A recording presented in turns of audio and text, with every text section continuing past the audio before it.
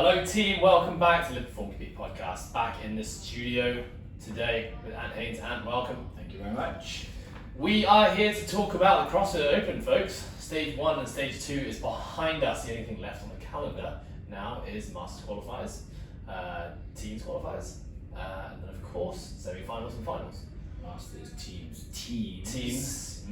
occupational, and the 100 other categories. Yeah. Alongside the occupational. But I think for the most part, for most folks listening, your season is most probably over now. Now, if you haven't listened to the last episode where myself and Ant talk about reflections and the goal setting process within the sport CrossFit, make sure you do go ahead and listen to that. Whether you want to share that with someone else or just do it yourself, I think it's a really good process and a good exercise to go through. But this episode is kind of sharing our thoughts. We haven't had much of a chance to sit down and kind of reflect because we've been so heavily involved competing ourselves, but also looking after the CrossFit Pro community and our athletes who've been taking part. So this is kind of be a bit of a brain dump, I imagine. Just some thoughts have been swirling around in our heads. But the point here is not to bitch and moan about what could have been done better and what we liked and what we didn't like about the season. This is more about our own reflections, and certainly I've been thinking a lot about next season. I've been thinking about what I think we did really well this year, or perhaps we didn't do so well now that we've been through the test and we know what to expect, or at least we have a better idea of what to expect. So that is the objective of today's workout. What did we learn? What will we change? today's workout. Did I just say today's workout? Yeah. Wow. Today's episode. Okay, first and foremost, remember that data is a beautiful thing. It separates truth from fact from fiction is what I meant to say. Yeah. It is there, it's happened, and what we definitely have now with CrossFit Open done and dusted for the majority of us, we have some data points. Now, data is fantastic because we can use that to make an educated guess as to what we may see next year. But as has so often been the case within the sport, sometimes there just is no correlation year on year.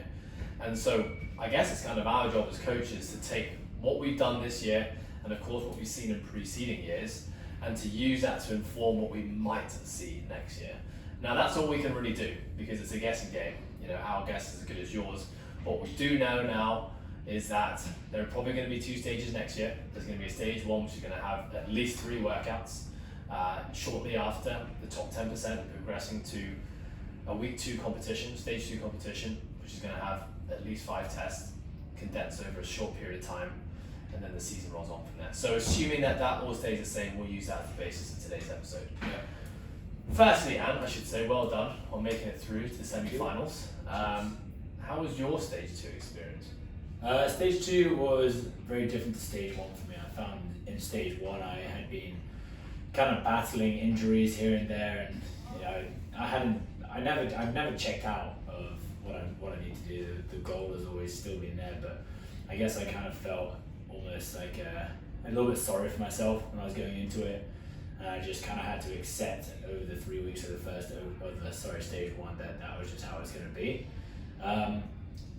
Once I realized how big the 10% bracket actually was, it kind of took a lot of weight off my shoulders and removed expectation and just kind of put the focus on the week of training versus the weekend of the test each time.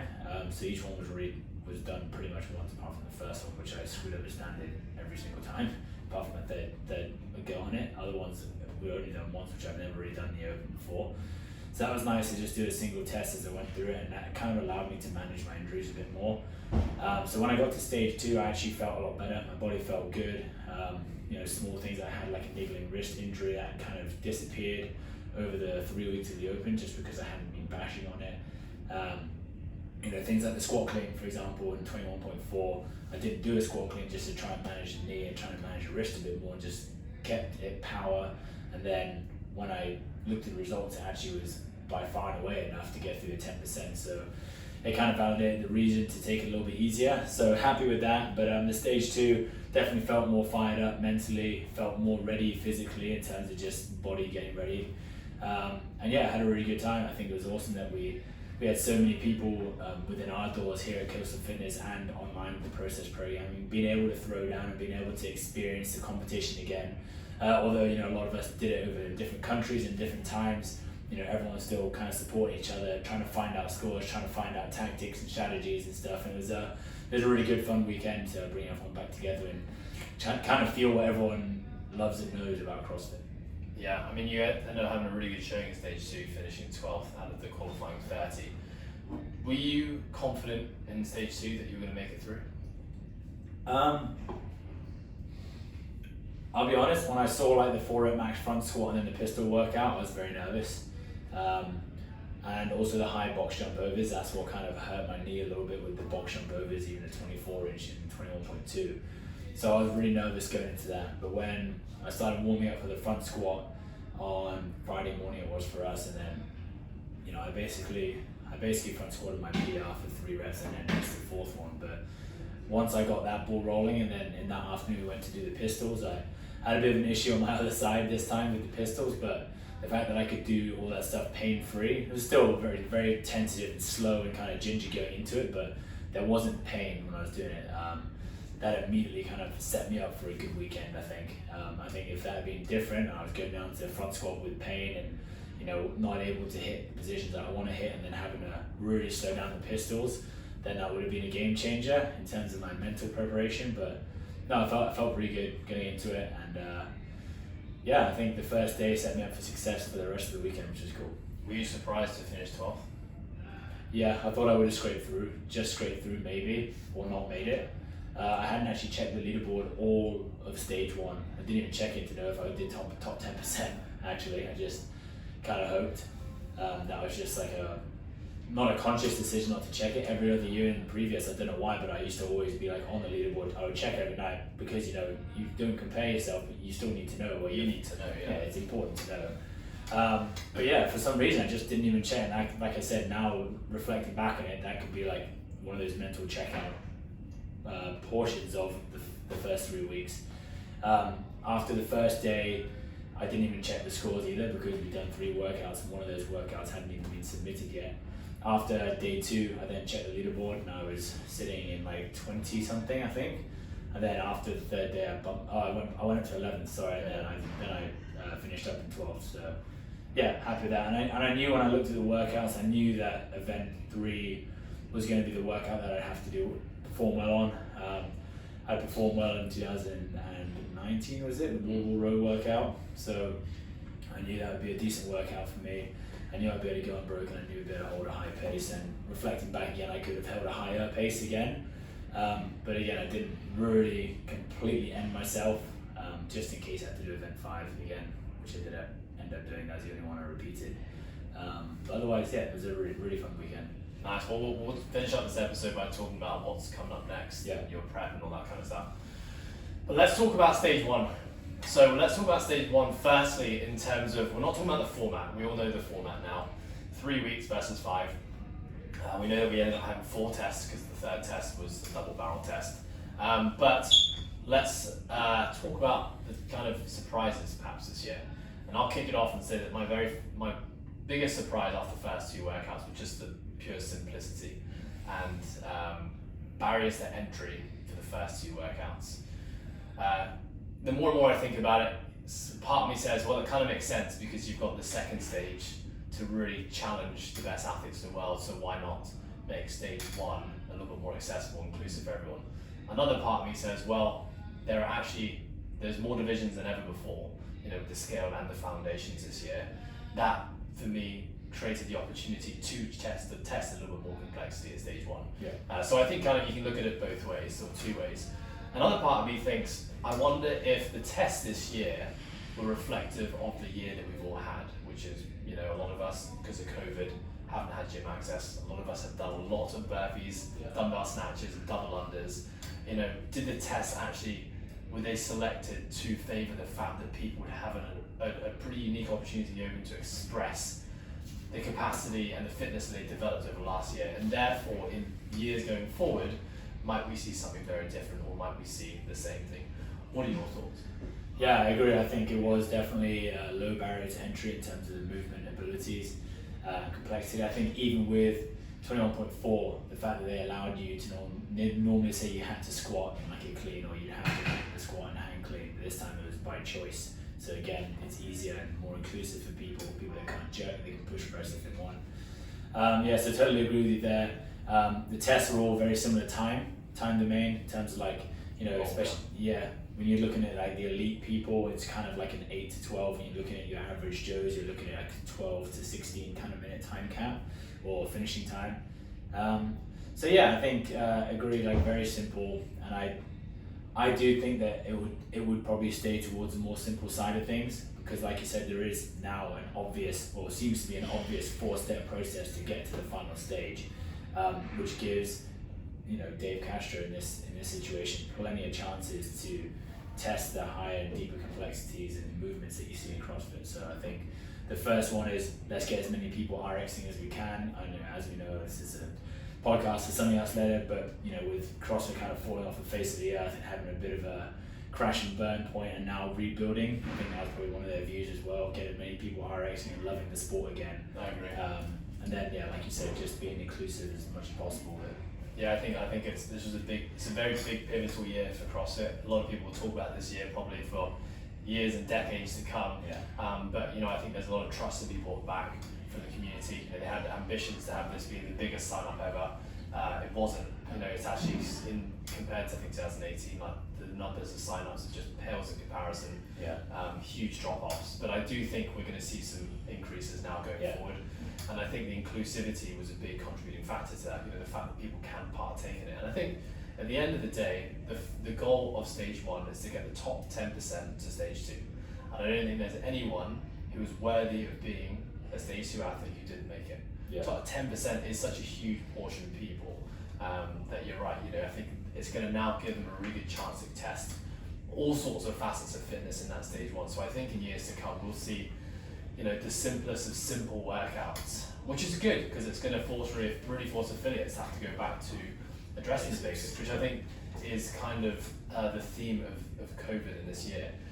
With everyone losing access to gyms and fancy equipment, we have to go back to the basics and explore bodyweight movements, calisthenics, light loaded movements, and try to get creative with variety of movement. And I think stage 1 of the test that we saw, this is gonna solidify that idea. Sure. So that's gonna be cool. What are your thoughts on the whole floor plan and spacing concept? Yeah, it's a tough one. I think I like the concept of it. I like the thought of trying to make like a start and finish point and make people all do things in the same position. Like you saw again in 2018, you saw people like set the rower up so close to the wall so the transitions could be super quick for the wall ball. There's another gaming element to working out when you don't have that. Exactly, yeah. So I think trying to make it as standardized as possible across the board was smart, and it's a great idea. I just don't think it was executed great because of things like people working out in a garage gym. You simply can't put 8 feet between your pull-up bar and your barbell, especially if you're going to complete a thrust or a heavy clean and jerk, whatever the movement might be. It's just not viable. And I think in years to come, it's probably when hopefully this pandemic's we've seen the back of it. I think it makes sense for sure to be able to do that. Similarly, it is hard for other gyms around the world, even gyms that have been open this whole time. Maybe they just don't have the space. I know we certainly had issues with things like rope climbs in stage 2. We don't have that. And should it be something that all gyms offer for someone looking to progress down the line? I definitely think it is. But it does put a lot of pressure on the affiliates as well, especially when there's such a massive amount of people moving through. You're looking at North America, you have to finish in the top 8,000 people, wherever it was. That's a lot of people who are now going to need to be using and learning rope climbs, GHD sit-ups, pistols, all these high scope movements, and so a lot of people are still to get through. So essentially, it goes from it's still essentially a 5-week open for affiliates. Yeah, for sure. And we'll talk about stage 2 in a little bit for sure, because I think that's its own beast that needs some addressing. Okay, so we talked about the time domains, the workouts and movements and loads, very inclusive. What was a big separator this year was that 3rd and 4th workout. Yeah. The leaderboard was wide open until then. You could have people who are very new to the sport, being easily in the top 10, maybe even top 5% of the leaderboard. And then suddenly I think what really defined whether someone made it onto the next stage of the Open was the complexity of gymnastics. And then being able to express strength in a fatigue-based state. So kind of like looking forward now, talking to people for next year, if we're using this year's data to determine what we're going to see next year, what does an athlete need to be able to do in order to do well in stage 1, potentially move on to stage 2, hasn't really changed from past CrossFit Opens. No. What we had in past Opens was a movement checklist of movements that were tested every single year. Things like, we went over this on one of our podcasts, you were terrible at guessing. I got 2 out of 5, I think. Yeah, there was movements that are tested every single year, and then there was movements tested 90% of the time, movements tested 80% of the time. So that now has kind of been blown wide open. Yeah. We're going to see potentially anything. So what you're going to need to do as an athlete is you're going to have to be proficient from a skill execution standpoint in every movement within the sport. Yeah. And I think that would go as far to say even things like pistols, being on your hands, being inverted, all the kicking movements in gymnastics, proficient with all Olympic lifting forms, all movements, sport-specific movements, wall balls, burpees, rowing, all that kind of stuff. You're going to need to be a complete athlete. You're also going to need to be strong. Previous Opens of the past, less emphasis on being strong because there was 5 workouts, maybe even 6 workouts in some years, which means that you could perhaps hide a weakness over more tests. But now that you only have 3 tests, and 30% potentially of those tests are going to come down to how strong you are. Yeah. I think certainly speaking on behalf of our community and perhaps folks a little bit newer to the sport, being strong for the CrossFit Open is going to be just as important almost as being aerobically fit. Maybe not as important, but it's still going to be important. Yeah, I agree. Okay, so let's think about what we did well. So as coaches, we had the Process Training community, a big community of people following our programs. Yeah. We had 60 people here, over 60 people here at Coastal Fitness do the CrossFit Open, and we had over 70 people online doing the CrossFit Open as well. So a big bucket of people. I think for stage 1, I think we really prepped our athletes as well as we could have. Yeah. To be honest, we did a lot of basic movements, so we did a lot of dumbbell work throughout the year, which prepped people pretty well for workout 2. We, funnily enough, had programmed wall walks a few times in the program. Certainly our live athletes, we did do a lot of wall walks, but even in our perform program and deload phase, we do quite a bit of wall walking. But again, athletes who had relatively strong upper bodies with adequate mobility were able to adapt quite well to that workout for sure. And then we've done plenty of tests throughout the year where we've done fatigue-based lifting. Yeah. In a fatigue state, hit a clean complex or a clean and jerk or a snatch. So I'm actually really happy with how we prepared our athletes for stage 1. What do you think? No, I agree. And I think don't forget, we sat down at one point. We went through a phase of having to think about. I know we had so many subscribers online, but I just don't have access to a gym. What can I do? So then we got shut down in Hong Kong as well. So then we had to really kind of tail back everything because we had 2 or 3 of our affiliates also go into a lockdown. So it forced us to kind of get creative with that sort of stuff. So I think that was obviously worked in our favor. And when you look at the 4 tests that were tested.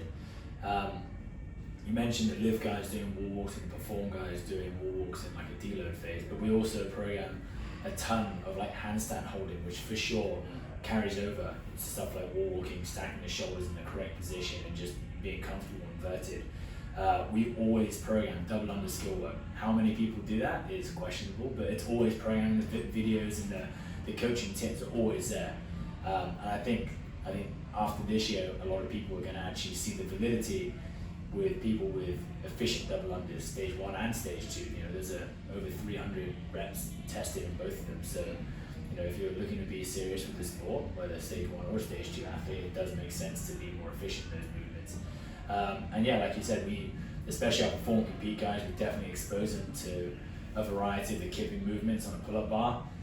We spent weeks and months dialing in bar muscle-ups and obviously ring muscle-ups before stage 1. Once the equipment list got announced for the perform compete guys, we actually took out the ring work and we really emphasized work on the bar. And I think that definitely paid off. The amount of people who not necessarily hit their first bar muscle up, but either hit their first link set or actually did more than one in a workout. Before it was kind of like, can I hook my chest over the top of the bar and wiggle my way over? Now these people are hitting 20 plus in a workout, which is awesome to see. So yeah, and on top of that, I think again, we always hammer this home is our pacing work and understanding of a limiter-based model. How do you program in your own mind your strategy around the workout? And I think that was cool to see our community take control and take responsibility of creating their own strategy and executing really well. Yeah, and I think another thing was, Saturday Testers is a big part of our program, which is essentially giving our subscribers a chance to break away from the mindset of sub-maximal training and really have a chance once a week to kind of express themselves and take risks and design strategies, film their workouts, review their workouts. And I really do think more than ever now and believe in the importance of having that throughout the entire year in prepping our athletes for the CrossFit Open. Yeah, great. So if you're someone who next year is going to do the CrossFit Open again, perhaps you did it this year, didn't qualify to stage 2, and you want to have, what you want to improve on your showing this year, I think what we're saying here is that we need to continue to get strong, and strength is really, really important.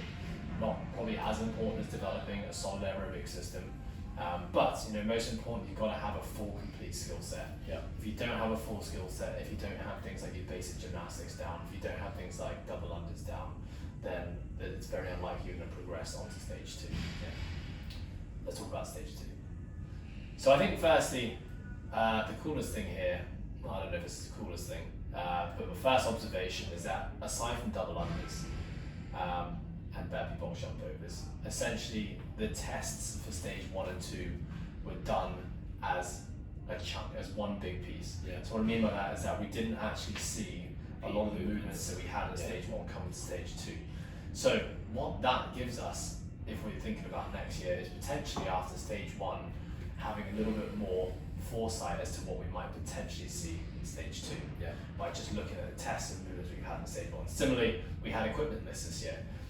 Now, I'd be interested to see if those equipment lists stay the same next year. I imagine they'll probably evolve and change, which will mean that as coaches prepping athletes, in the majority of the year, we're going to have to focus on everything if someone's goal is to get to stage 2. And then, if you're addressing everything like we did this year, assuming we get kind of a 1 to 2 month heads up on what the equipment's going to be needed, we can then start to specialize a little bit more. So, for example, we did a lot of rig muscle up work in the year, thinking that was going to be something that came up because in previous years that was a big bottleneck on the workouts. And they asked for it. They did ask for an equipment list, so we did keep exposure, but the moment that they said it wasn't going to be required for stage 1, we basically took it out. And we kind of gave stage 2 hopefuls the choice of like, look, listen, you've got the choice of ring or bar muscle ups, work on your biggest weakness of the 2. So I think my first impression was pretty blown away actually by the complexity and the challenge of the tests. I don't think I really had any expectations because I don't think anyone had any expectations. Certainly what I did in prepping our athletes for stage 2 was I had a look at previous years of masters and team qualifiers. Reason being, the equipment list was quite similar. Ropes were going to be included, and so kind of went through a bunch of those tests and used those to kind of guess. The weekend scenario is similar as well. You've got 5 days to complete 3 tests. Yeah, and exactly. And we talked about the CrossFit Games had cut-off windows where you had to submit. So assume that was going to be something you might see.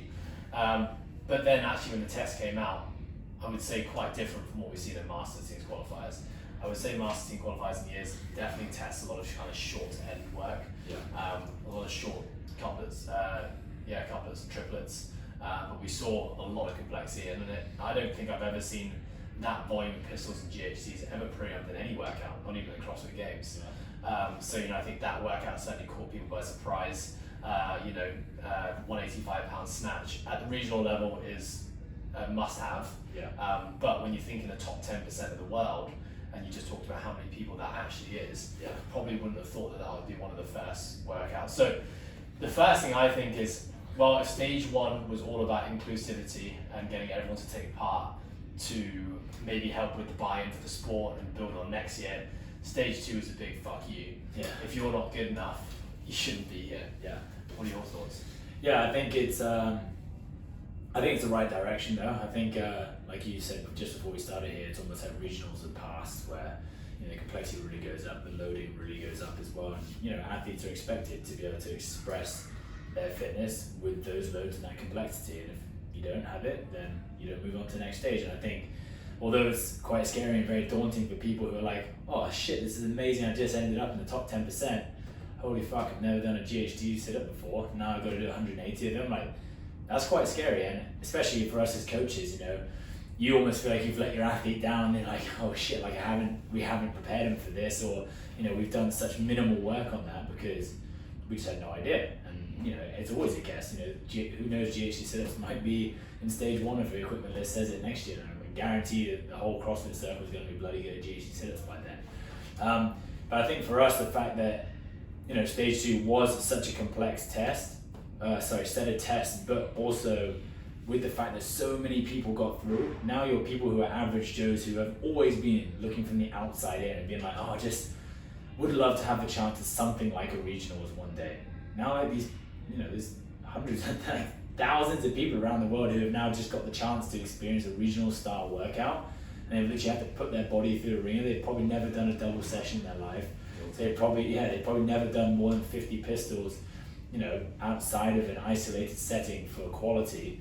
And suddenly they're doing all this crazy stuff, and it's really cool for them. But now as coaches, it's our responsibility to make sure that people that are potentially on the 10% bubble now, which is, we used to talk about the regionals bubble, that 10% bubble is just absolutely massive now. And it's not just stage 2 people, it's also masters, age group qualifiers, teams, occupational. There's so many different ways that you can probably get access to these style workouts that now that, for example, the people in our perform and compete category are probably going to have to be exposed to these higher level and higher complexity movements on a more regular basis. Of course, within the season, the correct timing dependent, but it's just, if that's the way the sport's going and you're in, for example, our perform and compete category, which assumes that you're going to be doing the CrossFit Open, then you're going to have to be exposed to these things a bit more. So you're kind of pushing the expectation for human performance, I guess, through this. Yeah, I think going back to what the goal of the quarterfinals was, which was to get, essentially you went from CrossFit Open to the top 10% of the world. That's a really big bucket of people. But then you're going from the top 10%, which is thousands of people, down to a really, really small bucket of people who progress to semi-finals. Yeah. And because of that, because you've got a finite number of people who are progressing to the 3rd round now, the tests had to be comprehensive. Yeah. They had to really test what people are probably going to see at the next stage. Yes, the loads could still be heavier, and we probably will see heavier loads at the next stage, but you're not going to get much more in terms of complexity. So I think what they've actually set out to achieve, which is to get the right people to the next stage to then vie for a CrossFit Games spot, I think you're right, that's where the test needs to go. Yeah. Now, kind of playing devil's advocate here, thinking on the side of the affiliates, who now are thinking, well shit, I need 10% of the world is a lot of people. Like we had in our affiliate, that's a lot of people who follow a regular group class program, who aren't getting individual coaching, who probably don't call themselves athletes, they have other jobs and other hobbies and passions in life, who are now in that top 10% bucket. And it's a hard task for an affiliate to be able to prep those athletes accordingly. Yeah. Because every affiliate's only got 1, maybe 2 GHDs, unless you CrossFit Mayhem. And it takes away, in the grand scheme of developing athletes to be well-rounded, it's probably not the lowest hanging fruit. It's something that's very specialized for the stage 2 tests. And I think this is where it comes back to, as an affiliate, if you're thinking, how do I prep these people, but whilst also preparing and catering to the majority of my other clients, I think that's where having separation in your programs is really, really important. Yeah. So we have the LIVE program, which is essentially using the concept of mixed middle fitness and CrossFit to get people better at life. But in the Perform and Compete program, we're trying to improve people for the sport.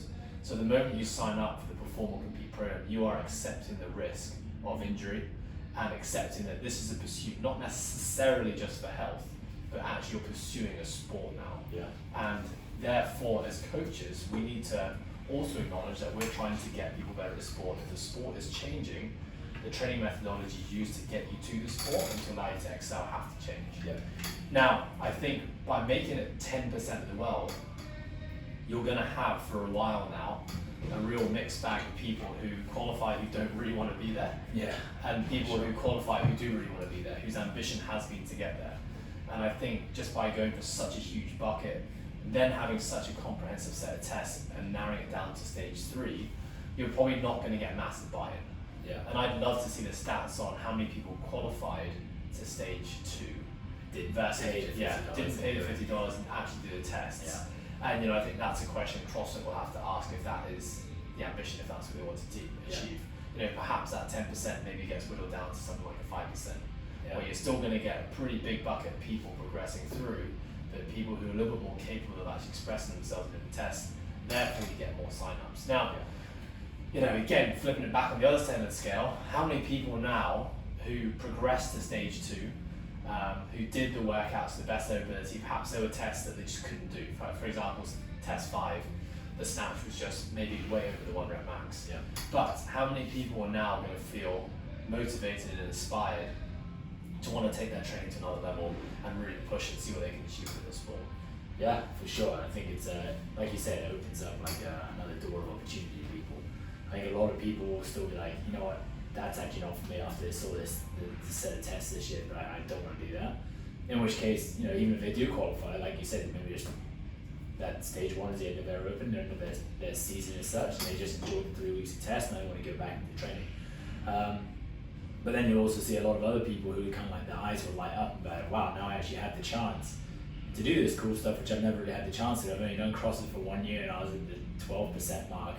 If I just push a little bit harder and dedicate a little bit more time, or just keep hammering home what I have been doing, then I'm going to make that top 10% bubble. I think it'll be cool to see if CrossFit stick with this, because obviously the last 3 or 4 years have been like chopping and changing a lot with national champs and no national champs, and then online and in-person competitions, and hopefully this 4-step qualification process stays around and we can build some sort of consistency with it and people can understand the sport a little bit more. And I do like the way it's going, to be honest. Yeah, me too. I mean, I certainly speak from personal experience. I hadn't prepped anywhere near enough for what I should have prepped. If I wanted to perform my best for stage 2, I was completely crippled after day 1. In fact, halfway through day 1, I was already crippled. Yeah. But you know, in hindsight, I've now reflected and like, I want to do that next year. Yeah. I had so much fun on the weekend, you know, with our community and doing it and you know, competing again. Hadn't done it in so long, but it's actually fired me up to want to do it next year. And so I certainly know that I'll be changing up my training as the season progresses. More deloads, Less weights. But let's now talk about what we did well. You know, as a team of coaches preparing our athletes for stage 2. I think in terms of the movement selections, I think we did a really good job. We exposed people to all of them. Now, GHC sit-ups and pistols were things that we exposed our athletes to. We actually had prescribed them kind of as accessory work, not thinking that we would ever have to be doing 180 repetitions of both combined in a workout. We exposed people to a lot of rope climbs. I think in terms of the energy systems that we trained in the year, the priority placed on strength work, I think we did a really, really good job. And I think when we look at the results of our athletes, we did well in every test bar the GHC pistol workout. And so kind of the way that I look at it now, kind of thinking forward to next year, if I was to do it differently, if the testing body stays the same, was that, you know, essentially, if you are someone who is comfortably within our top 10%, when I say comfortably within top 10%, I would say, you know, really talking about 5% or less, then the priority next year really isn't stage 1. You know, stage 1 is essentially just almost a set of warm-up tests that you don't really need to be prepping for, and really, you know, the typical open window starts 1st of January. That's when people really start getting their kind of eyes and their sights set on preparing for the next 3 months to peak of the competition. You know, if we use that same time window, the training then now has to kind of look a little bit different from what we've been doing. Now that will mean, you know, doing back-to-back days of hard workouts. So rather than just doing a Saturday tester, if you're a stage 2 hopeful, you need to be doing a really hard set of tests on a Friday, a really hard set of tests on a Saturday, and potentially even a hard set of tests on a Sunday. You know, I think the format of the year this year meant that you could actually do all 5 tests in 2 days. So I think realistically, given that most countries, especially here on Palm Sunday, is a rest day for most folks, time for their family away from the gym, we'll probably be looking to start stacking hard workouts on a Friday and Saturday. I think also in terms of movement selection, we've got to be not afraid of testing uncomplementary movements. So we talk about uncomplementary movements. Complementary movements would be like a push and a pull. So a chest to bar and a thruster in a workout is a complementary set of tests because the 2 movements are working different muscle groups. Now when we look at the GHD pistol rope ply workout, we'd probably say that's a fairly uncomplimentary test because it's hip flexion required for all 3 movements, that kind of crunching of the trunk, the GH sit-up and the rope climb and a pistol. Yeah. Now, typically in the year, we want to kind of stay away from doing too much of that stuff because it is very damaging. It leaves us sore, which means it's going to take away from the ability to train other days of the week. But also there is an injury risk. The risk of injury when you're doing an uncomplimentary test at intensity and fatigue is considerably higher. So most of the year we kind of stay away from that. But if you want to excel in this sport now, you want to have a good showing in stage 2, or at least be able to express yourself. I think it's important here to say that when we're talking to the stage 2 folks, like myself, my goal is not ever to get to CrossFit Games, but my goal is to be able to express myself in a safe way and have fun for stage 2. Yeah. Now I would say that I was probably on the borderline of doing it in a safe way this year because I just hadn't prepped myself enough. Thankfully, You did well to stay above power each time. very good at doing that. Yeah. I've been doing that for 33 years. But I want to be able to do that and feel confident that I can get through the weekend unscathed and be able to bounce back into training, the next following week. Certainly I don't think we did do enough prep. I don't think anyone really had the foresight to know that those are the tests we'd see at stage 2, and as a result, probably underprepared our athletes for that. Yeah. And so, for sure, in our training groups next year, our compete group is going to be focusing, which is going to be really tailored to those who are going to be a stage 2 athlete. Yeah. And I think it's really important we talk about that in the way we talk about that program. This is for folks who are looking to progress to stage 2 and beyond the CrossFit Open, and therefore our open prep is going to look very different to the Live and Perform program. For sure. Anything to add, Darren? No, not really, apart from, like I said, I'm just excited to see if CrossFit continue this, and if so, then that's going to allow people to aspire a lot more to be within that 10% and really push on and have access to these high-level competitions or exposure to the high-level style competitions. All right, so if you're listening to this and you're thinking, all right, next year, what do I need to be able to do to be able to be express myself and be safe in stage 2 of the CrossFit Open? Well, it's now not only everything we talked about for stage 1, you've got to have a really comprehensive set of skills under you. There has to really be nothing that you can't do. I mean, there were 2 big movements that we didn't see this year, which was ring muscle up and handstand walking, which are 2 kind of big bottleneckers or movement limitations that we typically see in the CrossFit Open. Didn't see that this year, which makes me think straight away we're going to see it next year. So you've got to have a really comprehensive set of skills. You've got to be, a lot in the past, the CrossFit Open was all about really from a strength perspective. We would classify this as strength speed, which is Olympic lifting. You'd be able to express a heavy lift under fatigue.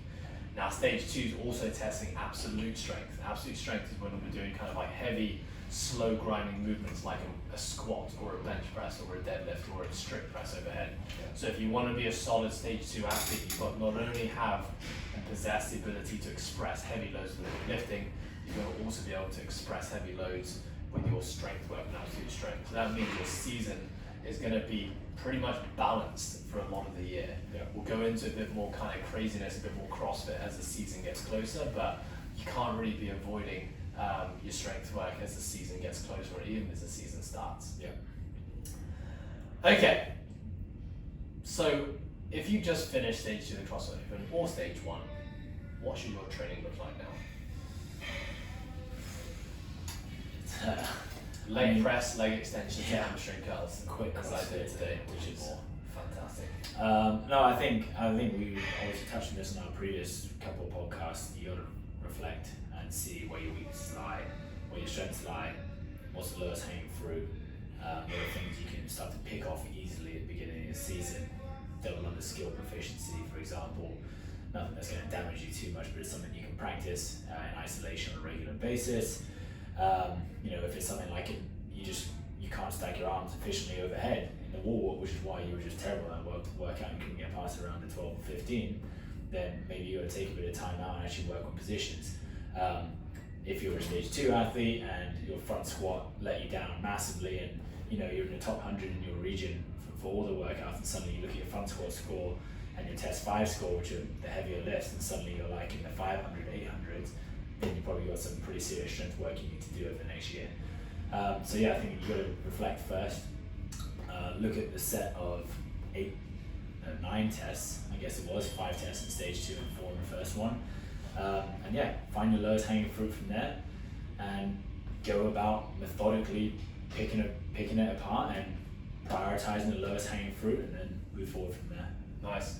I think a lot of people, and I've been guilty of this in the past, finish the CrossFit Open and they go through the goal setting process we talked about last episode, and they just want to get stuck into doing all the fancy shit straight away. Yeah. And I think it's really important to remember that you've got a big time window now. You've got essentially 12 months to prep yourself. Now we know that aerobic capacity is something you can develop pretty quickly relative to strength. So if you're someone whose strength is a limiter for you, like start working your strength now. It doesn't mean you're bashing out 1 rep maxes now. Yeah. We're going back to the foundations. We're rebuilding. We're typically going to be doing a lot of movements that we haven't done a lot of in the last kind of 3-4 months we've been prepping for the CrossFit Open.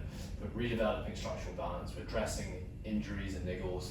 Now is not the time to perhaps be crushing intensity with your metcons or going for new 1 rep maxes. Now's the time to be really taking your time getting healthy again if you feel like you're not healthy, which is kind of where I feel I am right now. Yeah. And then taking a slow, sustained approach. Which remember, you just got to be super patient in the sport, especially if you're newer to the sport. If you have big things like strength limitations, it takes time. Yeah. And to not necessarily hope that everything's going to be fixed next year, but if you can stay healthy, which should be the goal of all of us within the sport, then you should be seeing success in the next 3, 5, 10, 15 years. Definitely. Okay, and just to finish off, what's your training looking like now? What are you focusing on? Well, we're starting to work together again. I think we reflected, and I spoke to you guys individually that I had a really productive 12 months of my own training. There were a few goals that I needed to a few boxes that I needed to tick, which I did. There was also a lot of other areas that I left unchecked, which I kind of need to bring up now, and I think I just needed a bit more guidance and someone to help hold me accountable to what I'm doing. So my training is, I took a deload last week and basically didn't really do much, kind of sat on bikes here and there, did some very, very submaximal lifts if anything. And then, so getting back into training today, again, like you said before, the need for complexity is going to go up. So rather than doing a handstand push-up, there's now parallel handstand push-ups. Rather than handstand walking, you got to expose yourself to obstacle handstand walking or speed handstand walking or zigzags, whatever it might be. The snatch loads are going to go up, the clean and jerk loads are going to go up. I guess like you said, like uncomplimentary movements and harder testing intensity pieces within the week as well, because you can only assume that if stage 1 and 2 have gone the way they have, stage 3 is just going to be another step up. So heavier loads, more complexity, probably more workouts as well. So no longer 5, we'll probably go back to what you see at regionals, which was always 6 and 7 or 8 tests. So we've got to get ready for that sort of stuff. So that means replicating that style of weekend.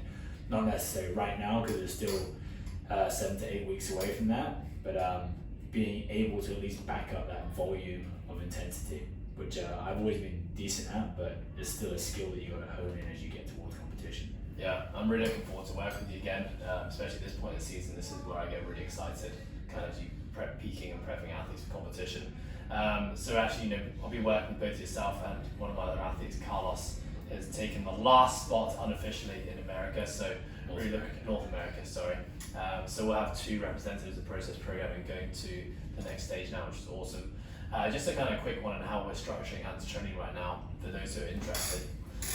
Like you said, we're trying to think about the weekend and the competition we're going to see. We know that the dates that have been announced, we're looking probably like a Friday, Saturday, Sunday competition, going based on old regionals. That's up to 8 tests. Now, given that the Asia sanctional, I keep on saying sanctionals, it's not sanctionals, the Asia semi-finals is going to be June 11th. We've got some time now, essentially 6 weeks. We still don't know about quarantine and travel and what that's going to look like. So there's still quite a few elements that are in the air as to how long we actually have to prep an athlete now.